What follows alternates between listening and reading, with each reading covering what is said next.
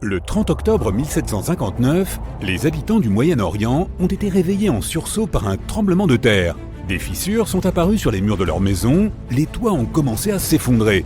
Les gens sont sortis en courant de leur maison et se sont rassemblés dans des zones dégagées. Mais à cause des fortes secousses, ils continuaient à perdre pied et à tomber. Un mois plus tard, un autre tremblement de terre s'est produit qui s'est avéré être encore plus fort. Des arbres ont été brisés, des maisons se sont effondrées, des fissures profondes sont apparues dans le sol. La catastrophe a duré 2 minutes. Des oasis, des routes et des villes ont été détruites. Miraculeusement, les anciens bâtiments de Baalbek ont résisté au tremblement de terre. Certains historiens affirment que ce lieu majestueux et mystérieux a été construit sous l'Empire romain. Mais de nombreux chercheurs ne sont pas d'accord. Quelle que soit la vérité, la ville est l'un des principaux mystères archéologiques de l'humanité. Le bâtiment le plus étonnant de Baalbek est le temple de Jupiter. Les habitants de l'Empire romain croyaient que Jupiter détenait le pouvoir sur la foudre et le tonnerre. Le bâtiment ressemblait à une plateforme avec 54 colonnes sur lesquelles reposait un toit massif. Aujourd'hui, on ne peut plus voir que 6 colonnes de 20 mètres de haut. Chacune d'entre elles est composée de 3 sections et ressemble à un crayon. Les mines de ces crayons ont été construites en plomb, ce qui a rendu les colonnes exceptionnellement solides. Chacun de ces morceaux de pierre pesait la somme incroyable de 80 tonnes. C'est le poids de 35 SUV Ford Explorer. Voici le plus grand bloc de la grande pyramide de Gizeh. Mais comparé au bloc de Baalbek, il ne semble même pas si impressionnant. Les fondations sous le temple de Jupiter ont été préservées. C'est ainsi que les spécialistes ont découvert qu'il était composé d'environ 25 pierres monolithiques pesant 450 tonnes chacune. Cela signifie que les blocs de Baalbek pèsent presque 4 fois plus que les blocs d'Égypte. Il y a 3 autres énormes blocs de calcaire dans les fondations, pesant chacun 800 tonnes. C'est plus de 2 fois le poids d'un avion Boeing 747. Les anciens bâtisseurs ont dû avoir du mal à sculpter de tels géants dans un morceau de pierre.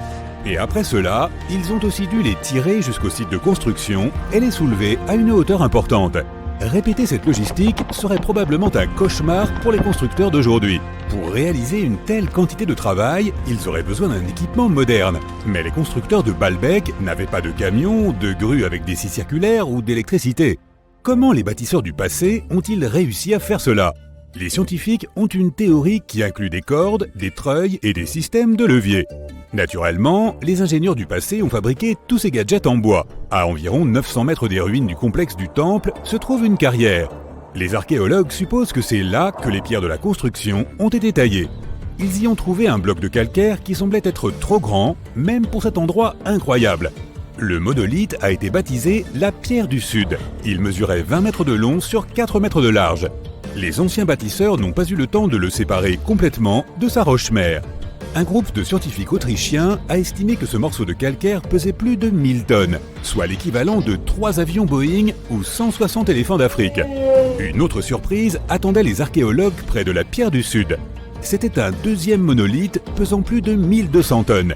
Mais les anciens bâtisseurs ne se sont pas arrêtés là. Ils ont continué à travailler.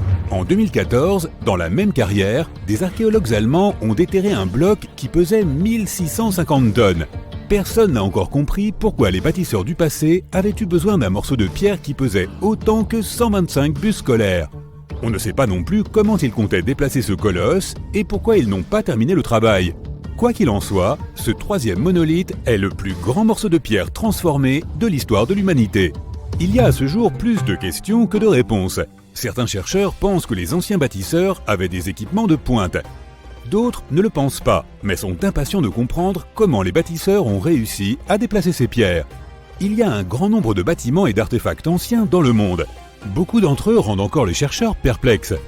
Près de la pyramide de Djeser, en Égypte, les archéologues ont découvert un réseau de tunnels. Cet endroit s'appelle le Sérapéum.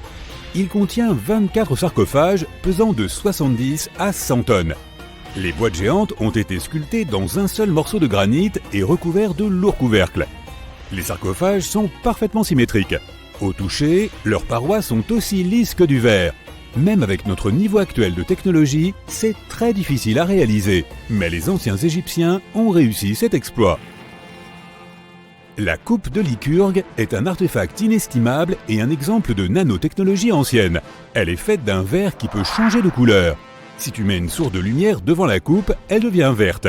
Si la lumière est derrière la coupe, elle devient rouge foncé. Dans ce cas, la figure du roi grec Lycurgue devient violet pâle. Les scientifiques n'ont compris comment ce changement de couleur fonctionnait qu'à la fin du XXe siècle. Grâce au microscope, ils ont détecté des nanoparticules d'argent, d'or et de cuivre. Elles avaient été ajoutées à la matrice de verre. Grâce à cela, tu peux observer un changement de couleur appelé dichroïsme. Fait intéressant, l'or et l'argent ont été broyés en fine poussière. C'est presque impossible à réaliser par accident. Très probablement, les anciens experts savaient parfaitement ce qu'ils faisaient. En Bolivie se trouve un curieux endroit appelé Pumapunku. On dirait que d'anciens géants y ont joué avec un énorme jeu de construction. Et après le jeu, ils ont oublié de remettre les pièces dans la boîte. Mais il n'y avait pas plus de géants autrefois qu'aujourd'hui. Ces énormes blocs de pierre ont simplement été sculptés par d'anciens bâtisseurs, il y a plus de 1500 ans. Certaines des pierres pèsent 100 tonnes. Les blocs ont été apportés à une altitude de près de 3900 mètres depuis la carrière située à 95 km du site de construction. Il n'y a pas de forêt dans cette zone, ce qui signifie que les bâtisseurs n'ont pas pu utiliser d'arbres pour fabriquer des rondins de bois. Le monument appartient à la civilisation Inca, or les scientifiques sont sûrs qu'elle n'avait aucun usage pour la roue.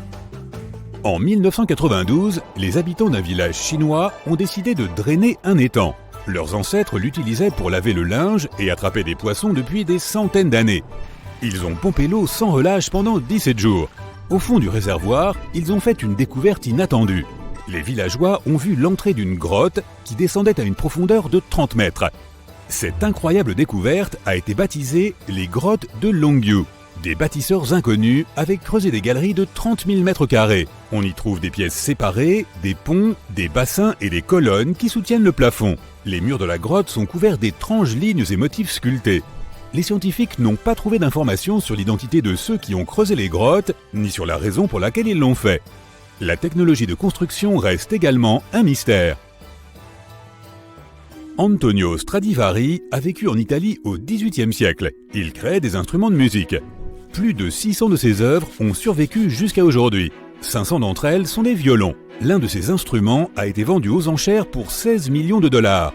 Les violons fabriqués par ce maître ont un son clair et profond. Les chercheurs n'arrivent pas à comprendre pourquoi les instruments de Stradivarius produisent des sons si uniques. Peut-être est-ce dû au vernis que le maître a utilisé pour recouvrir les violons. La réponse se trouve peut-être aussi dans le bois dont sont faits les instruments. À l'époque, l'Europe avait un climat froid.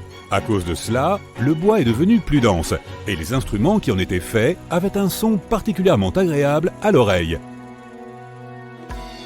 Dans la ville indienne de Delhi, il y a un pilier de 7 mètres de haut. Il pèse 6 tonnes et demie et est composé à 98% de fer forgé. Le pilier, vieux de 1600 ans, ne présente aucun signe de rouille ni de dégradation. Les scientifiques pensent que si le monument est si bien conservé, c'est grâce au climat sec et à la composition chimique du métal qui l'a rendu résistante à la corrosion. Et pourtant, les chercheurs ne savent pas comment les forgerons ont réussi à fabriquer un pilier en fer qui ne craigne pas la rouille. Cela semble être un exploit difficile, même pour les métallurgistes modernes. Le rocher Al-Nasla est divisé en deux parties par une fente parfaitement droite. Chaque bloc rocheux repose sur un petit piédestal. Certaines personnes pensent que c'est la preuve d'une ancienne technologie laser. Mais les géologues pensent que la fente est apparue en raison du déplacement du sol ou des vibrations naturelles qui se sont produites sous la roche. Ce processus a conduit à l'apparition de la fissure. Elle s'est agrandie pendant des milliers d'années et progressivement, le monument naturel a pris la forme que l'on peut observer aujourd'hui. Imagine que tu puisses passer une semaine entière à scruter des ruines anciennes et à prendre des photos des sites archéologiques les plus surréalistes qui soient. Serais-tu prêt à le faire? Alors, commençons à creuser. La première étape de ton périple est l'Asie du Sud-Est. C'est là que se trouvaient les ruines les plus impressionnantes. Commençons par Bagan, situé aux confins de la Birmanie. Il existe plusieurs façons de visiter le site, et tu es heureux d'avoir décidé de souscrire à 2 expériences différentes. La première est un voyage en montgolfière au lever du soleil. Juste avant l'aube, tu grimpes à bord du ballon et, dès que le soleil commence à poindre à l'horizon, tu entreprends de survoler cette région enchanteresse. Au fur et à mesure que le soleil s'élève dans le ciel, il se reflète sur plus de 2000 structures dorées de forme conique. Ce volume en montgolfière est plutôt bref, mais il permet d'avoir une vue imprenable sur la 60aine de kilomètres que couvre le site. De retour sur la terre ferme, tu loues un vélo et arpentes le village des ruines. Certaines d'entre elles sont à ciel ouvert et permettent un petit coup d'œil à l'intérieur. Ces magnifiques vestiges ont été construits entre le XIe et le XIIIe siècle de notre ère et faisaient principalement office de lieu de culte. Il s'y trouvait à l'origine plus de 10 000 bâtiments, mais ils se sont progressivement détériorés au fil du temps, notamment en raison des tremblements de terre. Heureusement, le site a été inscrit au patrimoine mondial de l'UNESCO en 2015 et est préservé depuis. Tu attrapes ensuite un volume pour le Cambodge, où tu prends le temps de visiter les temples d'Angkor, un célèbre site archéologique niché au cœur de la jungle. Heureusement que tu as emporté de l'insecticide avec toi. La cité d'Angkor aura été la capitale de l'Empire Khmer du 9e au 15e siècle. Et pour information, le mot Angkor signifie « capitale » en ancien sanskrit. Fondée par le roi Yasovarman Ier, la ville est devenue l'une des plus grandes cités du monde pré-industriel. Les chercheurs affirment que près d'1 million de personnes y auraient revécu. Encore aujourd'hui, Angkor est admiré pour son architecture étonnante. Le style Khmer se reconnaît à l'emploi d'énormes blocs de grès. Et les tours du complexe auraient été autrefois décorées d'or. Mais aujourd'hui, le site ne consiste plus qu'en un labyrinthe de temples envahis de lianes. La ville fut abandonnée en 1431 pour n'être redécouverte que dans les années 1840. Oh, et si tu ne t'en doutais pas déjà, il s'agit également d'un site répertorié au patrimoine de l'UNESCO, et ce depuis 1992, des fois que tu voudrais te vanter auprès de tes amis de tes aventures culturelles à l'avenir. Ton périple se poursuit en Égypte. Tu es ici pour visiter le temple de Karnak, dans la cité de Luxor. Pour t'y rendre, tu optes pour le moyen le plus romantique, à savoir une croisière en bateau sur le Nil. En quittant le Caire, tu te diriges vers le sud jusqu'à atteindre la célèbre cité antique. Autrefois connue sous le nom de Thèbes, Luxor fut pendant des siècles la capitale de l'Égypte et un véritable centre administratif et économique. C'est pourquoi le complexe de Karnak est un site archéologique d'une telle importance. Tu choisis de le visiter de nuit et, dès l'entrée, tu es frappé par la beauté du site. Le soir, de puissants projecteurs illuminent d'une lueur dorée les statues et les colonnes en pierre du temple. Celui-ci est immense et a été principalement construit au XVIIIe et XIXe siècle avant notre ère. Chaque pharaon égyptien de cette période a apporté sa propre marque architecturale au site. L'apogée de cette visite est une promenade dans l'allée des Sphinx, conclue par la découverte de la grande salle hypostyle. Cette vaste chambre est remplie de piliers imposants et de colonnes en grès massif. C'est un spectacle à couper le souffle. De l'Égypte, tu te diriges vers la Jordanie. Si tu aimes les paysages au ton mordoré, tu es au bon endroit. La cité de Pétra est une merveille du monde antique. Située dans le désert jordanien, la ville fut un centre commercial dès le XVe siècle avant notre ère. Les Nabatéens, un ancien peuple arabe, demeuraient aux abords de la ville rose et a prospéré pendant de nombreux siècles, ayant accumulé une quantité importante de richesses. La ville était connue pour son système innovant de gestion des eaux, lequel a rendu la région habitable. Et bien entendu, tu auras un aperçu de S&E vestiges lors de ta visite. La structure en forme de porte monumentale, sculptée à même la roche, et qui a fait la renommée de Pétra, s'appelle la Khazne, ou trésor du pharaon. Elle se trouve à l'entrée principale du site, et on dit qu'un véritable trésor y serait enfoui. N'oublie pas de te placer juste en dessous de l'arche, et de prendre l'une de ces photos connues de tous pour tes réseaux sociaux. Une fois Pétra cochée sur ta liste, tu t'envoles pour le sud de l'Europe. Plus précisément, la pointe de la botte italienne. Tu as prévu une excursion d'une journée afin de visiter les ruines de Pompéi. Pompéi est accessible en voiture depuis la ville de Naples. Elle abrite les ruines sinistres mais parfaitement préservées d'une cité qui fut jadis engloutie par la lave. L'éruption du Vésuve, en 79 après JC, a laissé la ville de Pompéi complètement ensevelie sous des millions de tonnes de cendres. La cité antique a été retrouvée pour la première fois sous la roche volcanique au XVIe siècle. Mais ce n'est que dans les années 1870 que l'on a entrepris de l'excaver. Aujourd'hui, tu pourrais déambuler dans les allées de ces anciennes ruines romaines et te figurer à quoi ressemblait la ville à son apogée. Pompéi était une agglomération riche et animée. Les ruines du site ont révélé que de nombreux quartiers de la ville possédaient plusieurs fours à pain, de vastes marchés et même des maisons avec balcons. Un signe de grande richesse à l'époque. Et crois-le ou non, certaines œuvres d'art ont survécu à l'éruption. Les archéologues ont découvert des sculptures et des fresques parfaitement conservées, représentant des banquets et des créatures mythologiques. Tout cela tend à indiquer que les membres de la haute société y résidaient. La ville possédait même des thermes et un système de douche fabriqué dans des matériaux de luxe. Pendant que tu te trouves encore en Europe, tu feras bien un saut pour visiter l'emblématique Stonehenge. C'est une parfaite excursion d'une journée si tu séjournes un jour à Londres, qui ne se trouve qu'à un court trajet de ta destination. Stonehenge est situé dans la plaine de Salisbury, dans le Wiltshire, en Angleterre, et représente l'une des ruines les plus connues au monde.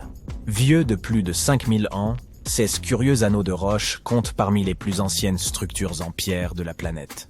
Faits de grès, ils sont entourés de mystères, car on ignore encore largement qui les a construits et dans quel but. Les théories les plus répandues affirment que Stonehenge aurait été utilisé comme un calendrier solaire géant, construit pour aider les gens à garder le compte des jours, des semaines et des mois. Quel travail acharné pour créer un banal calendrier, n'est-ce pas? La dernière étape de ton voyage t'emmènera à la découverte de l'Amérique latine. Au Guatemala, en Amérique centrale, se trouvent d'anciennes ruines mayas. La cité perdue de Tikal est un site composé de 3000 bâtiments, les vestiges de l'ancienne capitale de l'Empire maya.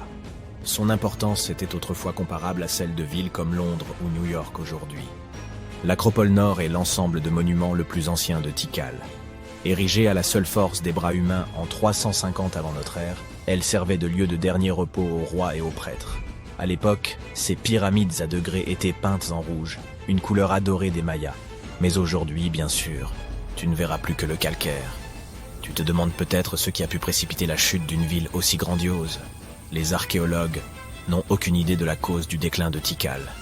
Jusqu'à aujourd'hui, cette question demeure sans réponse. S'agit-il d'une famine? D'une épidémie? Peut-être ne le saurons-nous jamais. Envie de découvrir d'autres ruines mayas? Chichén Itzá est un site archéologique qui abrite les pyramides les mieux conservées de la planète. Située dans l'état mexicain du Yucatan, cette cité maya a plus de 1500 ans et elle abritait 35 000 personnes à son apogée. Le site s'étend sur près de 500 hectares et comporte de nombreuses ruines. Son point culminant est El Castillo, un immense temple flanqué d'escaliers qui s'élève à 25 mètres au-dessus du sol. Sa particularité réside dans le fait qu'il comporte 91 marches sur chacune de ses 4 faces. En comptant la plateforme supérieure, cela fait un total de 365 marches, qui se trouve également être le nombre de jours de l'année solaire. Ouf! Quel voyage trépidant! Il est temps de rentrer à la maison et de méditer sur tout cela. À la prochaine fois. Quand tu entends parler de ruines anciennes, tu ne les imagines jamais suspendues quelque part, ou simplement accrochées à la branche d'un arbre, n'est-ce pas? En fait, pour la plupart des objets anciens que nous avons exposés dans les musées du monde entier, les archéologues ont fait un travail de fouille impressionnant. Tu vois, les bâtiments ont cette drôle de façon de se dégrader avec le temps si l'on n'en prend pas soin correctement. Parfois, nous devons réutiliser certains matériaux de construction, et une bâtisse plus ancienne peut alors être sacrifiée dans le processus. D'autres fois, les maisons sont abandonnées, et dès qu'elles sont exposées aux éléments en surface, comme la pluie ou le soleil, elles n'ont plus aucune chance. Certaines s'écroulent tout simplement sous l'effet de la bonne vieille érosion. La seule façon pour un édifice de survivre à l'épreuve du temps est d'être enterré en profondeur. Mais comment ces architectures finissent-elles par être enterrées? C'est une véritable comédie d'erreurs. Les villes anciennes avaient l'habitude d'élever progressivement le niveau de leur sol, comme un enfant qui ajoute des garnitures à sa coupe glacée. En effet, ces colonies étaient toujours occupées à collecter de la nourriture et des matériaux de construction pour faire face à l'augmentation constante de leur population. Mais qui a le temps de s'occuper des déchets et des ordures? À l'époque, ce n'était pas vraiment une priorité sur leur liste de tâches. Ainsi, lorsqu'il s'agissait de construire de nouvelles maisons, les civilisations anciennes économisaient leur sueur et leurs larmes, en empilant les décombres et en construisant directement dessus. Mais ce n'est pas tout. De temps en temps, les rivières entrent en crue et déposent une couche de sédiments sur le sol des villes. Cela a pour effet d'encapsuler encore davantage ces anciennes constructions. Et dans les régions sèches, comme le désert, où le vent aime à montrer ses mouvements de danse de sable et de poussière, tu peux parier que c'était une lutte constante pour garder les établissements propres. Un exemple hilarant est celui du Sphinx, dont la tête était enfouie dans le sable jusqu'à ce qu'un groupe d'archéologues le mette au jour en 1917. Certaines villes anciennes ont fini par être recouvertes parce qu'elles étaient complètement abandonnées. Avec moins d'activité humaine pour contrôler leur expansion, les graines de plantes n'ont pas pu résister à l'opportunité et ont germé un peu partout. Elles ont absorbé le dioxyde de carbone de l'air et se sont développées, ajoutant de plus en plus de volume au sol. Scieuses racines effrontées ont même décidé de stabiliser le sol constitué de matière végétale en décomposition, créant ainsi plusieurs couches de terre. C'est comme si Mère Nature s'était lancée dans un ultime projet de bricolage, avec les plantes comme fidèles auxiliaires. Fouiller dans les secrets des civilisations anciennes, ce n'est pas seulement déterrer un monde perdu, c'est aussi une quête épique pour révéler les trésors cachés sous les couches de l'histoire. Mais comment les archéologues savent-ils d'abord où creuser? Si tout est recouvert de multiples couches de sédiments, de débris et de racines de plantes, ils doivent avoir une sorte de système auquel ils se fient avant de se lancer dans un nouveau projet, n'est-ce pas? Tout d'abord, ce ne sont pas toujours eux qui suggèrent des fouilles archéologiques à tel ou tel endroit. Je m'explique. Supposons que tu sois un entrepreneur et que tu souhaites construire un nouveau complexe d'appartements luxueux dans ta ville. Cependant, certaines législations locales imposent des exigences avant que ton projet ne puisse démarrer. Par exemple, avant de commencer à construire sur un terrain, il peut être nécessaire de faire appel à des spécialistes pour vérifier le sol. Scieuses personnes intelligentes peuvent être des archéologues, des géologues ou des paléontologues, et elles doivent garder un œil sur le processus en phase de développement. En cas de découverte d'artefacts ou d'écofacts, termes savants pour désigner des vestiges organiques, ces experts interviennent pour les fouiller et les étudier. Mais qu'en est-il des sites qui n'ont rien à voir avec les bulldozers et les chapeaux jaunes? Les archéologues ont plus d'un tour dans leur sac lorsqu'il s'agit de localiser les points chauds de l'Antiquité. Ils plongent dans les archives historiques et font un travail de détective. En recherchant de vieux documents et de vieilles cartes, ils peuvent reconstituer le puzzle de l'activité humaine dans une région donnée. Si un site a déjà été visité, c'est encore mieux. La découverte de traces de fouilles antérieures ou de récits historiques peut donner aux archéologues de nombreuses informations sur les endroits où poursuivre leur chasse au trésor. Avant de commencer à manier leur pelle, les archéologues se livrent à une sorte de balayage visuel. Armés d'un système de quadrillage, ils se promènent sur le site, à l'affût de tout artefact susceptible de se cacher juste sous la couche supérieure de la terre. Qu'il s'agisse d'outils en pierre taillée, de verres historiques ou même d'anciennes décharges, oui, elles ont aussi de la valeur. Ces explorateurs à l'œil vif peuvent repérer des signes d'activité humaine plus rapidement que la plupart des gens. S'ils tombent sur un hamac coquillé, terme savant pour désigner un dépôt d'ordures, ils savent avec certitude que l'homme a jadis habité cet endroit. Les archéologues ne se contentent pas de leur fidèle pelle. Ils disposent d'un arsenal de gadgets pour les aider dans leur recherche de merveilles cachées. Les outils géophysiques sont en quelque sorte leurs armes secrètes. Prenons l'exemple du résistivimètre. Cet appareil astucieux mesure la composante électrique du sol et tout élément ou artefact enfoui. Un mur enterré, par exemple, produira une résistivité différente de celle du sol environnant. Les magnétomètres et les géoradars fonctionnent de la même manière, mettant en évidence les indices potentiels de trésors anciens dans le sol. Et qui pourrait oublier notre vieil ami, le GPS? Il aide les archéologues à cartographier des emplacements précis, comme une carte au trésor high-tech les menant directement à leur peau d'or. Tu souhaites visiter virtuellement certains des sites archéologiques les plus importants du monde? Suis-moi.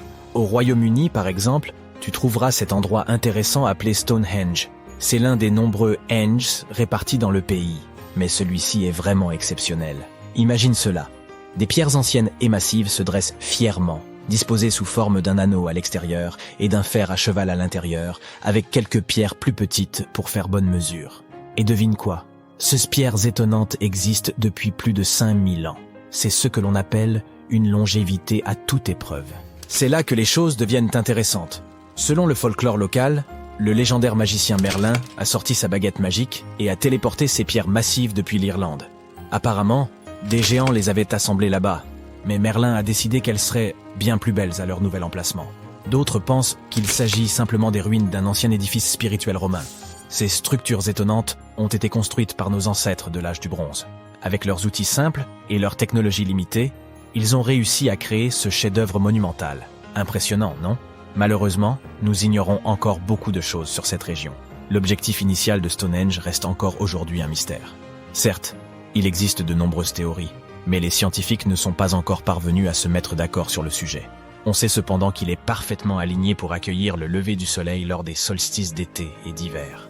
L'ancienne ville de Pompéi est un site archéologique tout aussi étonnant. Imagine un peu, le Vésuve, un fauteur de troubles notoires, a décidé de piquer une crise volcanique et a complètement recouvert cette ancienne ville romaine. Il l'a transformée en capsule temporelle, située à l'extérieur de l'actuelle Naples, en Italie. En 1748, une bande d'explorateurs aventureux est tombée sur Pompéi. Ils ont découvert alors un trésor de choses bien conservées. Des rues, des maisons, de la nourriture, probablement un peu périmée, des bijoux clinquants, des sculptures raffinées, des fresques colorées, des objets ménagers de tous les jours, et même des restes humains et animaux. C'était comme une fête archéologique épique. À première vue, Pompéi avait tout pour plaire. Des maisons et des villas de luxe, une immense arène de 20 000 places, de jolies petites boutiques d'artisans, des lieux de rencontre comme des tavernes, sans oublier les endroits coquins comme ces bains luxueux où l'on pouvait se faire dorloter intensément. Il y a aussi le sanctuaire d'Apollon, où les gens se réunissaient pour leur culte quotidien. Et bien sûr, le cœur animé de la ville, le forum de Pompéi, où tous les gens branchés avaient l'habitude de se retrouver. Et devine quoi ? Pompéi est tellement cool qu'elle a été inscrite sur la liste du patrimoine mondial de l'UNESCO en 1977. C'est en quelque sorte le panthéon de l'histoire. Cette liste comprend également de nombreux autres bâtiments et sites célèbres, comme le Taj Mahal en Inde et l'Acropole d'Athènes en Grèce. Imagine que tu puisses passer une semaine entière à creuser dans le sol, à chercher des ruines et à prendre des photos des sites archéologiques les plus fantastiques du monde. Serais-tu prêt à le faire ? Alors mets ta loupe dans ta valise et allons creuser un peu. Quand on est à Rome, on vit comme les Romains. C'est-à-dire qu'on se promène dans la ville en trébuchant à chaque pas sur des ruines antiques. Donc tu te balades sur la colline de l'Esquilin par un après-midi ensoleillé. Tu viens de finir ta 3e glace quand tu la vois soudain. La magnifique Domus Aurea, ou pour ceux qui ne parlent pas latin, la Maison Dorée. L'empereur romain Néron a ordonné la construction de cet immense palais en 64 après Jésus-Christ. Les travaux se sont terminés en 68 après Jésus-Christ. Au fait de sa gloire, elle occupait une surface 3 fois plus grande que la cité du Vatican. Le bâtiment a été décoré de feuilles d'or, de pierres semi-précieuses et de dizaines de fresques. Le palais comptait plus de 300 pièces, dont certaines donnaient sur un magnifique vignoble et un bois bruissant d'animaux. Il contenait aussi une énorme statue de 30 mètres de haut de Néron lui-même. La salle octogonale était la plus grande construction du palais. À l'origine, c'était une salle de banquet, avec des cascades tout le long des murs du fond. La salle tournait autour de son axe jour et nuit, tandis que d'en haut tombaient constamment des pétales. Les successeurs de Néron ont dépouillé tout le palais de ses matériaux. Aujourd'hui, les touristes peuvent visiter la structure principale et, bien sûr, la salle octogonale. Elle a été excavée et tu la reconnaîtras facilement même avec ses murs dénudés. Après avoir traversé la moitié du globe en avion, nous voilà au cœur de la jungle cambodgienne. Heureusement que tu as apporté ton spray insecticide, les moustiques deviennent littéralement fous dans ce climat tropical. Cachée au milieu de la forêt se trouve la ville d'Angkor. C'était la capitale de l'Empire Khmer entre le 9e et le 15e siècle. Pour info, le mot Angkor signifie capitale en langue khmer. La ville était l'une des plus grandes du monde à l'époque pré-industrielle. Les chercheurs affirment que près d'1 million de personnes y vivaient. Aujourd'hui, Angkor attire des visiteurs du monde entier en raison de son architecture étonnante. Tu reconnaîtras le style khmer à l'utilisation d'énormes blocs de grès. Au centre du complexe se trouve le temple Bayon. Il est décoré de 216 visages souriants qui, selon les scientifiques, sont censés ressembler aux fondateurs de l'empire d'Angkor. Ils pensent que les tours étaient autrefois décorées d'or, mais aujourd'hui, le site est un labyrinthe de temples couverts de lianes. La ville a été abandonnée en 1431 et n'a été redécouverte que dans les années 1840. En 1992, elle a été inscrite au patrimoine mondial de l'UNESCO.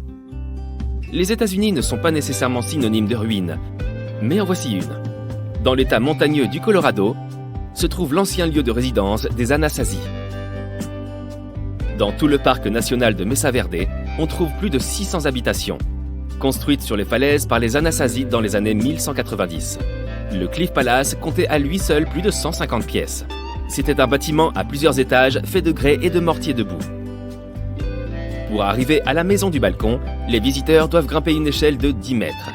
De là, tu pourras voir un village de taille moyenne, composé de 38 pièces et de 2 kivas. Les kivas sont des chambres traditionnelles construites par les Anasazi à des fins cérémonielles.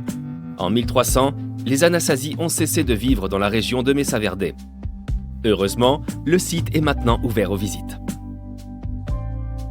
Si tu aimes les paysages aux couleurs de terre cuite, tu es au bon endroit. La ville de Pétra est une merveille du monde antique. Située dans le désert de Jordanie, la ville était un haut centre commercial au IVe siècle avant Jésus-Christ. Les Nabatéens, un peuple arabe ancien, vivaient dans la ville rose et ont prospéré pendant de nombreuses années, accumulant une grande quantité de richesses. Ils ont inventé un système innovant pour que l'eau y circule et ont ainsi rendu la région habitable. La structure, en forme de porte sculptée dans la roche, est célèbre. On la surnomme le trésor du pharaon. Elle se trouve à l'entrée principale du site et on dit qu'un trésor caché se trouve en dessous. Au début des années 2000, le site a été nommé l'une des 7 nouvelles merveilles du monde. Très loin de cet endroit, au Guatemala, se trouvent d'anciennes ruines mayas. La cité perdue de Tikal est un site composé de 12 000 édifices, les vestiges de la capitale de l'ancien empire maya. Elle est comparable en importance à Londres ou à New York. L'Acropole Nord est le plus ancien complexe de monuments de Tikal.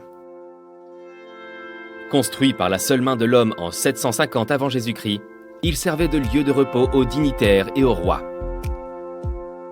À l'époque, les temples en forme de pyramide étaient peints d'un magnifique rouge. Les Mayas adoraient cette couleur. Aujourd'hui, bien sûr, tout est couleur de calcaire. Les archéologues ignorent la raison de la chute de Tikal. Est-ce la sécheresse qui l'a causée, une maladie ou quelque chose de complètement différent? Sur la rive gauche du Tigre se trouve une ancienne ruine étrange, une grande arche abîmée. Elle appartenait à une ville appelée Ctésiphon, le joyau de l'Empire perse pendant plus de 800 ans. La ville abritait un palais extravagant, doté d'une mosaïque de verre, de tapis ornés de joyaux et de beaucoup de marbre. D'ailleurs, pourquoi les rois semblent-ils tant adorer le marbre? L'arche faisait partie du complexe du palais impérial. Jusqu'à l'époque moderne, c'était la plus grande voûte autoportante construite par l'homme. Tu remarqueras qu'il n'y a aucun pilier pour la soutenir. En raison de son immense richesse, la ville était constamment la cible d'autres empires, jusqu'à ce qu'elle finisse par tomber. Tu as envie de découvrir d'autres ruines mayas? Chichén Itzá est un site archéologique dont les pyramides sont les mieux préservées de la planète. Située dans l'état du Yucatan au Mexique, cette cité maya a plus de 1500 ans. À son apogée, elle abritait 35 000 personnes. Le site compte un total de 26 ruines à découvrir. Le point culminant est El Castillo, un énorme temple qui se dresse à 24 mètres au-dessus du sol. Sa caractéristique la plus singulière est qu'il comporte 91 marches sur chacun de ses 4 côtés. En comptant la plateforme supérieure, cela fait 365 marches, soit le nombre de jours de l'année solaire. La plus ancienne cité perdue de cette liste remonte à la période néolithique.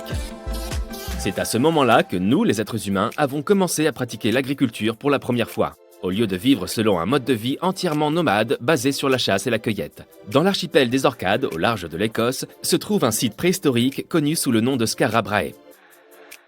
Grâce à d'excellents travaux de restauration, le site est très bien conservé. Tu peux voir des habitations préhistoriques avec des foyers, des meubles en pierre et même des toilettes primitives. Les chercheurs ont aussi trouvé des symboles runiques sur le site, ce qui signifie qu'il est possible qu'ils se soient essayés à une forme d'écriture.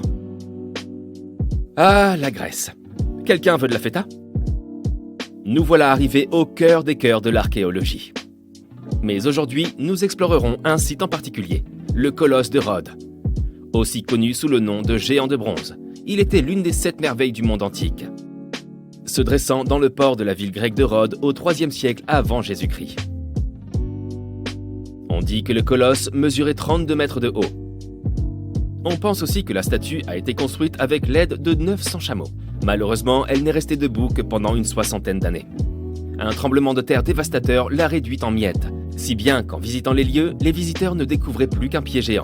Maintenant, il n'y a plus rien à l'endroit où se trouvait la statue.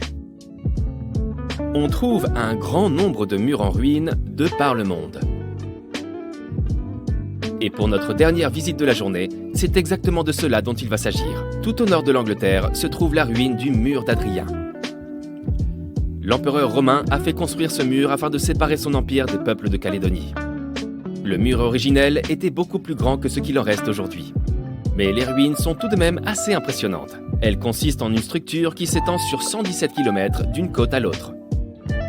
À l'époque, le mur d'Adrien abritait 17 grands forts et de nombreuses tours d'observation afin d'assurer une sécurité maximale à cette province.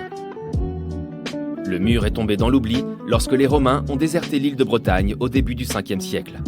Les gens ont commencé à le dépouiller pour construire des églises, des fermes et même des maisons. Aujourd'hui, si tu décides de visiter les ruines, tu ne verras que des fragments d'environ 1 mètre de haut. Mais c'est quand même assez chouette, hein?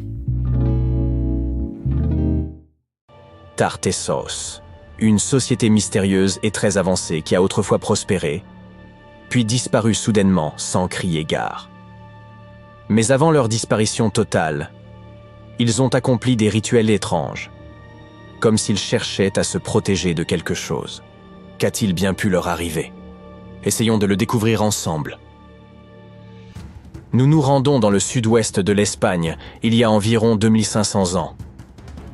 Autrefois se trouvait ici une splendide cité,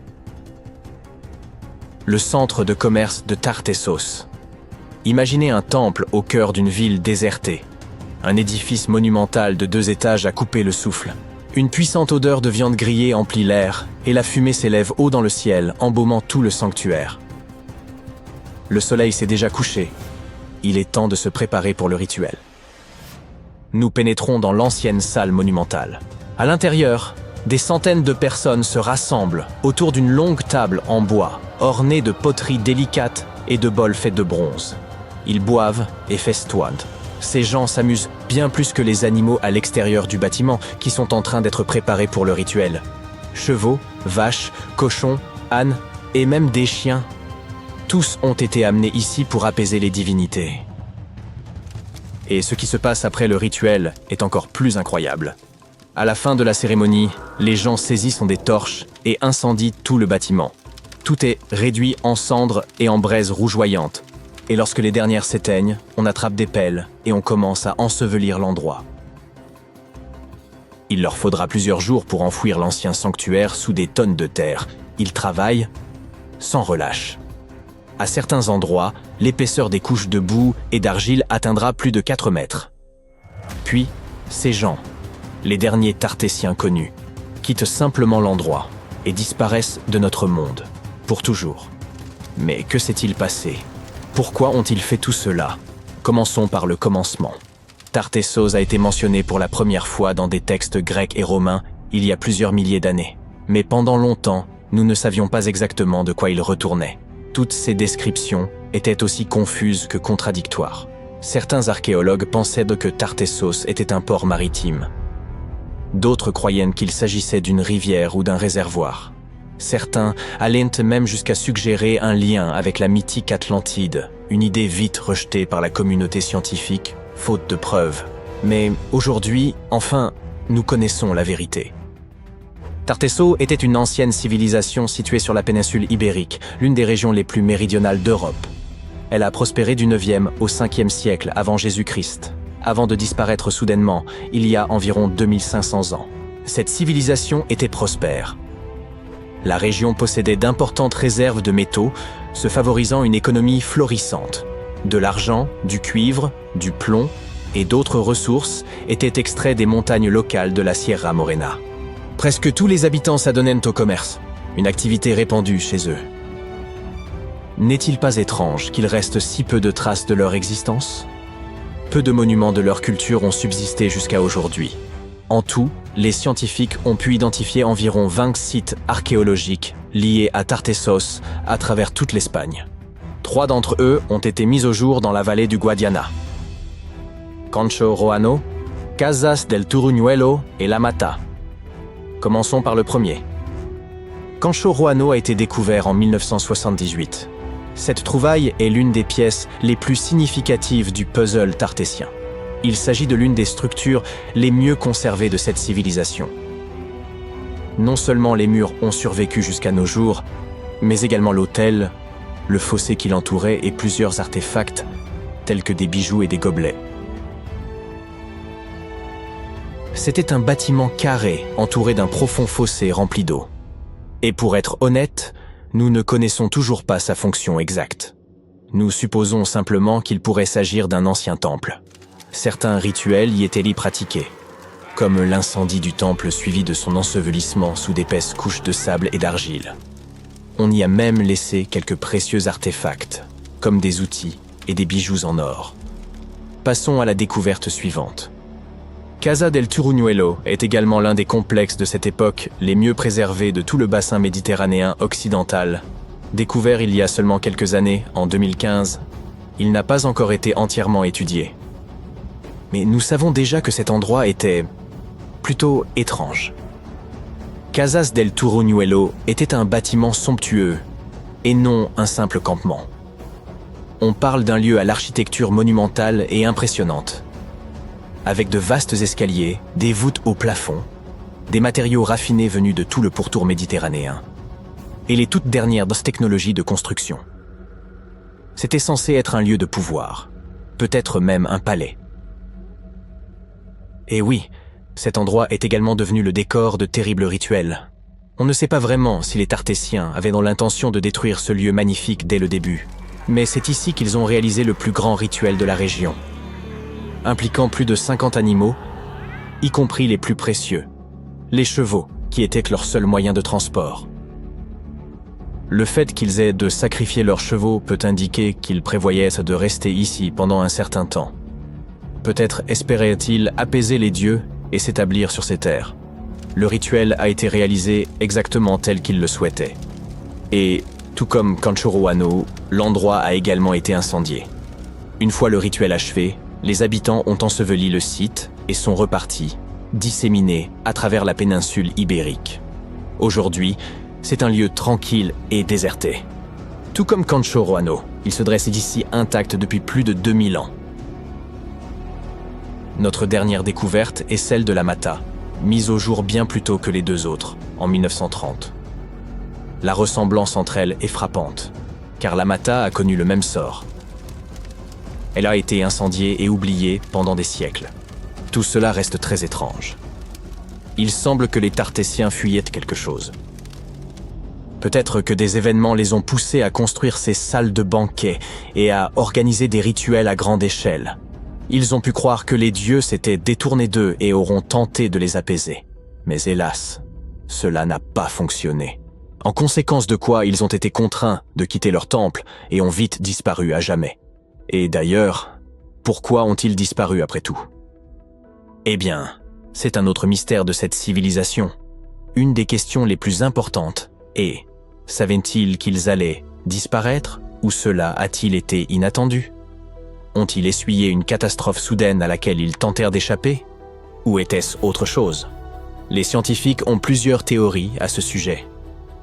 La première théorie avance que plusieurs grands tremblements de terre et tsunamis consécutifs auraient pu se produire dans la région. Ces catastrophes naturelles auraient détruit ces peuplements et fortement démoralisé les survivants. Peut-être cherchaient-ils à échapper à cela. Une autre théorie évoque certains problèmes d'ordre commercial. Étant riches en minerais et dépendants de leur économie, tout problème à ce niveau aurait pu entraîner de graves difficultés.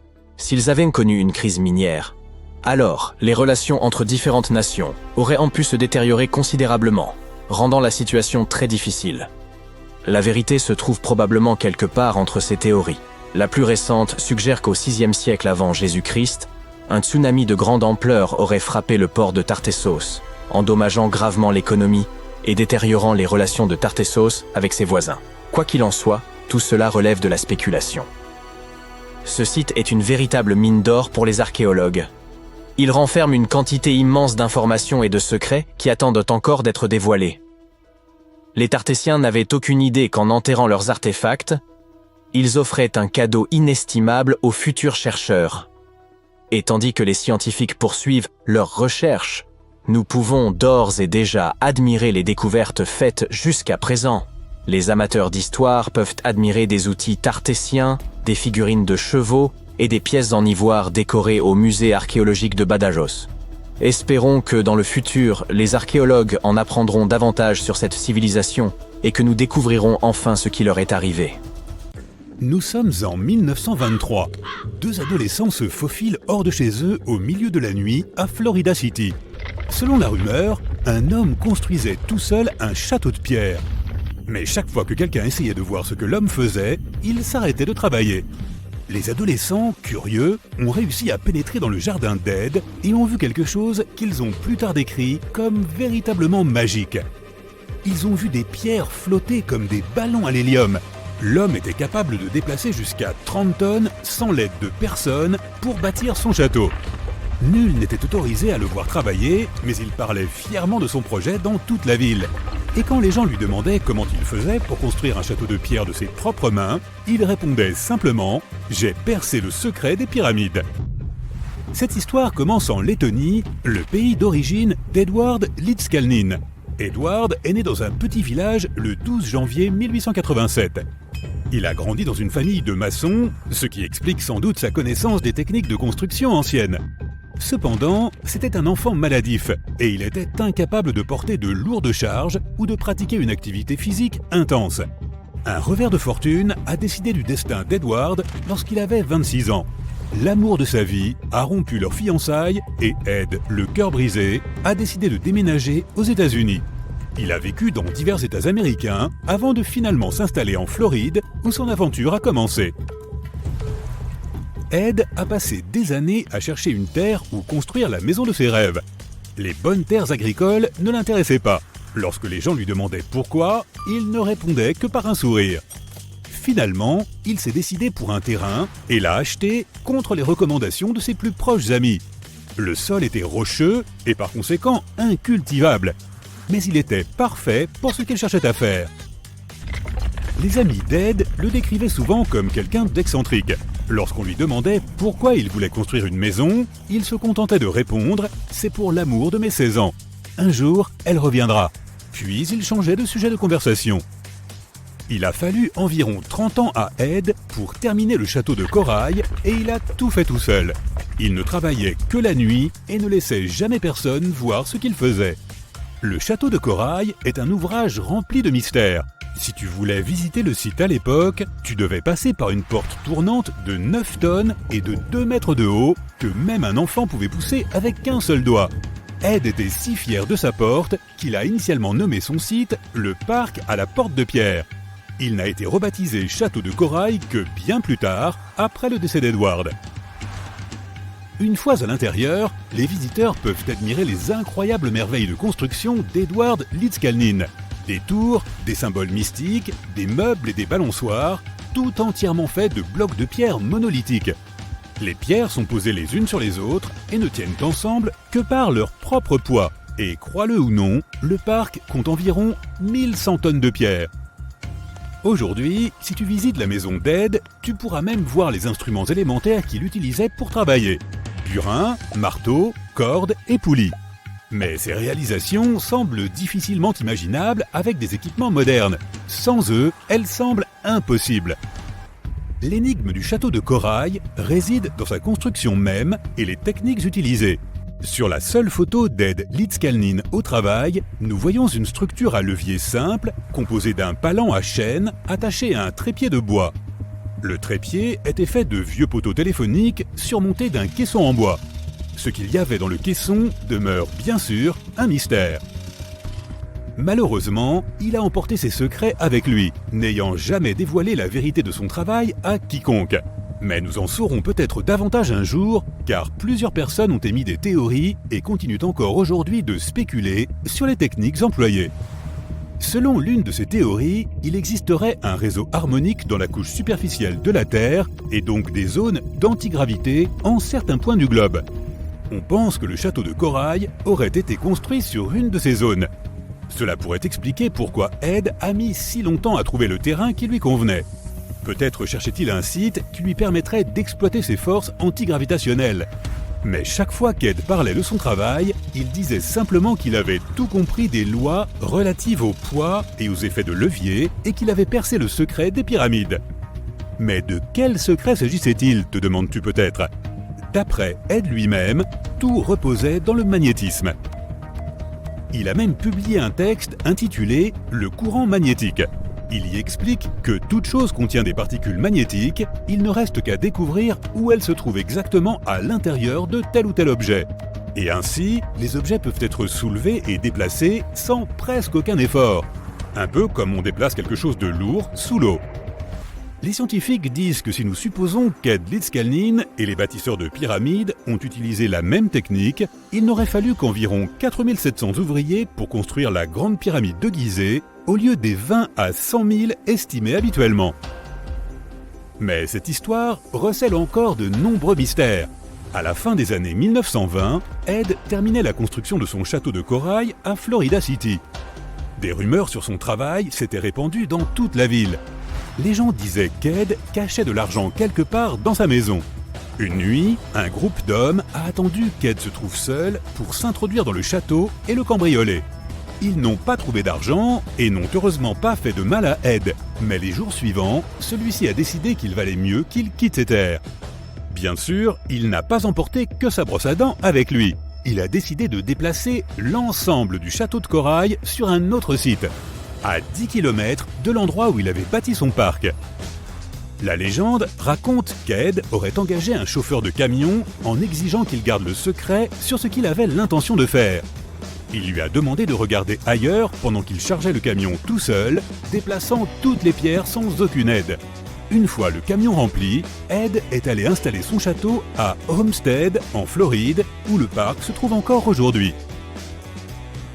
En 1986, on a envoyé une équipe d'ingénieurs de l'université de Floride pour tenter de réparer la porte d'entrée du parc, ce portail tournant de 9 tonnes dont Ed était si fier. Ils s'y sont rendus munis des équipements les plus modernes, parmi lesquels une grue de 20 tonnes. Lorsque les ingénieurs ont démonté la porte, ils ont remarqué qu'Ed avait placé une étrange pierre circulaire au-dessous. Les ingénieurs ne comprenaient pas comment cette pierre de la taille d'un frisbee pouvait soutenir un poids de 9 tonnes sans être immédiatement réduite en miettes. Ils ont envoyé la pierre au département de géologie de l'université de Floride, mais les géologues l'ont simplement renvoyée en affirmant qu'ils ne savaient pas d'où elle pouvait provenir. Rien dans leur base de données ne pouvait les renseigner sur son origine. Les ingénieurs ont remis la porte de 9 tonnes en place en essayant d'utiliser d'autres techniques. Au début, cela ne fonctionnait pas sans la base qu'Ed avait utilisée. Ils ont donc dû couper directement dans la pierre pour que la porte puisse à nouveau tourner, prouvant du même coup qu'aucune technologie moderne ne pouvait reproduire ce qu'Ed avait fait tout seul. Avance rapide jusqu'en 2011. Un homme a prétendu avoir percé le mystère des bâtisseurs de pyramides et d'Ed Litzkalnin lui-même. Wally Wallington, un ouvrier du bâtiment à la retraite du comté de Lapeer dans le Michigan, a réussi à construire quelque chose en utilisant des techniques similaires à celles utilisées par Ed. Wallington est célèbre pour avoir bâti son propre Stonehenge dans le Michigan. On dit qu'il a utilisé des machines simples, des leviers et des contrepoids pour déplacer des blocs de béton de plusieurs milliers de kilos. Contrairement à Ed, Wallington a partagé ses techniques avec le public. De multiples vidéos présentent les techniques d'ingénierie qu'il a mises au point en n'employant que des matériaux très simples. C'est vraiment impressionnant. Il a déplacé sa grange entière sur un autre site en n'utilisant que des outils élémentaires. Cependant, il n'y a aucun moyen de savoir si ce sont les mêmes techniques que celles utilisées pour la construction du château de corail. À ce jour, les secrets du célèbre château n'ont toujours pas été élucidés. Mais qui sait, nous y arriverons peut-être un jour. Voici une nouvelle. La plus ancienne pyramide du monde a été construite pendant la dernière période glaciaire. Et elle ne se trouve pas en Égypte. Il semblerait que nos ancêtres aient érigé une pyramide vieille de 27 000 ans à Java Ouest. Gunung Padang n'a pas l'air d'une vraie pyramide au premier abord. C'est plutôt une colline avec d'énormes pierres éparpillées partout. Mais les gens du coin semblent vénérer le site. Et ce depuis des siècles. Ce n'est que récemment que les autorités indonésiennes ont décidé de creuser un peu plus profondément pour en savoir plus. Ils ont fini par trouver les vestiges d'une société humaine. C'était plutôt inattendu, car la butte est assez haute. La seule certitude qu'on a tirée de ces fouilles est qu'il y avait des humains dans la région en 45 avant Jésus-Christ, ce qui semble raisonnable. Il revenait à un géologue indonésien nommé Danny Hillman de prouver que Gunung Padang fut la première pyramide du monde. Il a utilisé toutes sortes de nouvelles technologies pour essayer de le démontrer. Notre ami a utilisé la datation au carbone, creusant profondément sur le site pour extraire de gros morceaux de matière à analyser. Et il a découvert d'innombrables strates de pierre façonnées. Comme si en creusant sous Rome, on découvrait des tonnes de bâtiments enfouis. D'après ses recherches, il y avait des cavernes, et dans ces cavernes, des salles. Ce qui prouvait selon lui que des hommes étaient passés par là. En ce qui concerne les roches situées en haut du monticule, elles furent probablement placées là stratégiquement par ceux qui vivaient sur le site. Ils avaient besoin d'un endroit pour méditer, Ils ont donc arrangé les choses de manière harmonieuse. Leur surface lisse ne serait pas le résultat d'une érosion séculaire, mais du travail de grands sculpteurs, les Michel-Ange de leur époque. Si tout cela est vrai, alors les civilisations humaines ont commencé bien plus tôt que nous le pensions. Nos ancêtres, les humains du Paléolithique, n'avaient pas ce qu'il fallait pour être considérés comme civilisés. Ils n'avaient ni les outils ni les connaissances pour construire des pyramides. Ils auraient eu besoin de certaines compétences en maçonnerie, et c'est peu dire qu'on en manquait sérieusement à cette époque. Nombreux sont ceux qui doutèrent de Hillman. Sa théorie était séduisante, mais il n'avait pas de preuves, ni charbon de bois, ni fragments d'os. Il n'avait rien. Flint Dibble, un autre archéologue, a déclaré que sans preuve concrète d'activité humaine, on ne peut pas parler de véritables pyramides. Toutes ces données prouvent seulement que le sol du monticule remonte à 27 000 ans. Il pense que les roches situées au sommet ont simplement glissé au bas de la colline, comme le font normalement les roches. Seule une société très avancée aurait réussi à construire une telle pyramide à degrés. Et selon Bill Farley, un archéologue américain, il n'y a tout simplement aucune raison de croire qu'il y avait des sociétés humaines en Indonésie lors de la dernière période glaciaire. Pour info, la plus ancienne société connue possédant ce type de connaissances remonte probablement à 11 000 ans. Elle occupait la région de l'actuelle Turquie. Regardez ça, voici le Göbekli Tepe. Ce n'est pas non plus une pyramide, mais c'est la plus ancienne construction monolithique réalisée par des humains. Retour à la période néolithique. Pas mal de gens s'étaient installés dans le coin. Nous avons des preuves de cela. Par exemple, les murs y sont couverts de dessins représentant des vêtements et des animaux sauvages. Jusqu'à récemment, c'est la pyramide de Djesser en Égypte, une construction à 3 côtés, qui détenait le titre de la plus ancienne pyramide du monde. Djesser est située à quelques kilomètres au sud du complexe de Gizeh, dans une ville appelée Saqqara. Elle a fait plusieurs apparitions dans la culture populaire.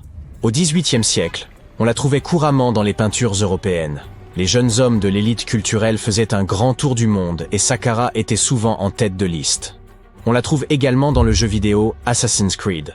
Et sa représentation numérique y est bien plus précise que dans de nombreux dessins historiques. Construire des pyramides était une grosse affaire en Égypte ancienne. Les rois devaient y passer leur après-vie. Et si vous pensiez que la pyramide de Khéops était la plus ancienne au monde, eh bien Djeser a en réalité 70 ans de plus qu'elle. Le développement de nouvelles technologies a permis aux archéologues de faire des découvertes révolutionnaires. Et une nouvelle, ou plutôt ancienne, pyramide en Amérique du Sud pourrait remporter le titre tant disputé. Les pyramides étaient également très à la mode dans l'Amérique de l'ancien temps. Parmi elles se trouvent les emblématiques pyramides du complexe de temples de Tikal au Guatemala. Ce sont celles que l'on peut voir dans Star Wars numéro 4. Mais pour trouver la plus ancienne pyramide des Amériques, il faut voyager au Pérou. Au plus profond du désert péruvien, des archéologues sont tombés sur une vaste métropole ancienne connue sous le nom de Caral.